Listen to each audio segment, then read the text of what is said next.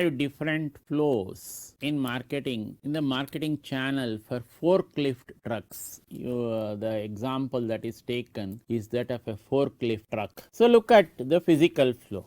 So from the suppliers, the product moves to the warehouse, then to the plant, then to the warehouse again, then to the dealers, then to the customers. The suppliers here referring to the raw material suppliers. Then when it is completed through the plant, converted into the final product, again it moves to the warehouse. Sometimes from the plant itself you can go straight to the customer, or you can go through the warehouse to the dealer to the customer, or you can many times go from the warehouse to the customer also. That is, a physical flow can take place in any of these three ways. One direct way is from plant to warehouse to dealers to customer, or it can be direct from the plant to the customer, or it can be from the warehouse to the customer. This is the way physical flow can take place. The second is the title flow. How does the title flow come? The suppliers of these raw materials give it to the plant. Now their role is over. Now the plant comes out with the final product, converts all these raw materials to the final product. Then it is sold to the customer. Customer becomes the owner of that product. So the title flow will move from suppliers to plant to customers. The third is the payment flow. How does the payment flow go? Customers pay to the dealers. The dealers pay to the plant in turn to the suppliers. So the reverse order. The fourth flow is the information flow. There is an information flow to and from the suppliers to the warehouse, to and from the warehouse to the plant, to and from the warehouse to from the plant to the warehouses, that is the finished product, then again to and from to the dealers, and again to and fro to the to and fro between the warehouse and the dealers, again to and fro between the dealers and the customers. So you can also have a flow between the plant and the customers. You can also have a flow between customers, plant and the dealers. That is also possible. But between the plant and the suppliers of raw materials also the flow is possible. If you go direct, this is the to and fro flows. There can also be flows intermediately occurring or continuously occurring between these different components of the business unit. The last is the promotion flow. So from the suppliers, it can go to the plant, to the dealers, to the customer. If you see, the promotion flow can be from dealers to customers, from customers to plant, from customers to the suppliers, all this. So you are the raw material supplier, give it to the plant for converting into the final product. The final product goes from the warehouse to the dealers to the customers. Feedback comes in from the customer side, from the suppliers, from the plant side to the customers also, from the supplier side to the customers also.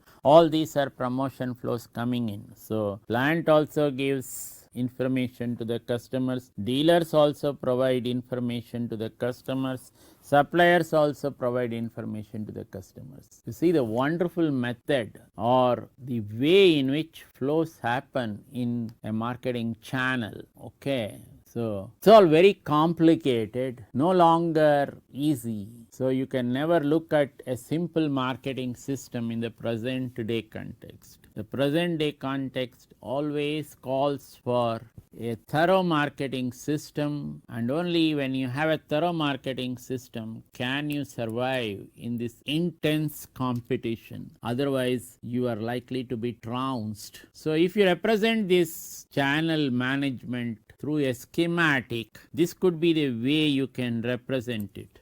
You can have a channel design process and you can have a channel implementation process. When you look at channel design process, you are segmenting, defining the service, output demands. This is all called SOD by segment. Service output demands by segment. Then you are identifying the environmental characteristics and constraints. This is the first part of channel management. The second part of the channel management is the positioning, where you define the optimal channel flow performance for each segment. For each segment, what should be the optimal performance, the channel flow performance. Then, when you are able to define that optimal channel flow performance, you can also give what should be the optimal channel structure for each segment. You may be looking at different segments. One could be a youth market, another could be a middle-aged market, or an elderly market, depending on the type of product you are doing. Then the third one is where you target. The targeting could be choosing segments. So whether you want to channel the youth market, target the youth market, or the children's market, whatever it is. And what are the environmental bounds for this? Many times these are bound by environmental constraints, so which you have to take care of very carefully. Similarly, the marginal bounds and what is the competitive benchmark.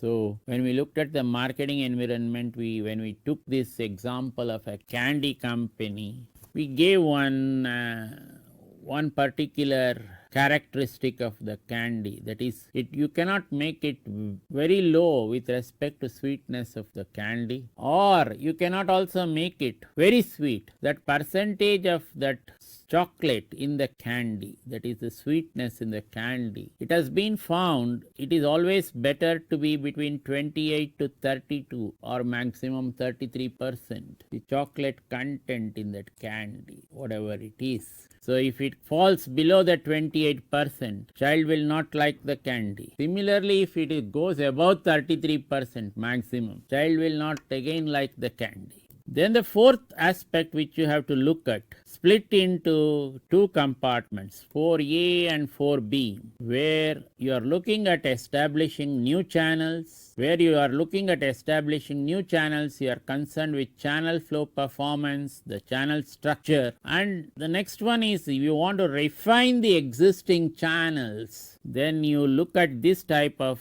aspects to do that. You expected a certain performance from the channel, did not get it. So there is a gap. Analyze this gap, how to bridge this gap. Then when you have this gap analyzed, now again come to channel performance after this gap is bridged properly. And in order to do that, you have the channel structure refined. Suppose the existing structure you want to refine to get a better performance from the channel, then you have to do a channel structure refinement. All this calls for a very good channel implementation. The channel implementation process can be looked at in these blocks, where you identify the power sources, you identify the channel conflicts, then use power to manage conflicts. What is the goal of all this? The goal of all this is a better channel coordination. So better channel coordination helps you to get increased margins in the marketplace. So we have looked at the channel flows, we have looked at this channel management schematic, both wonderful diagrams to come in.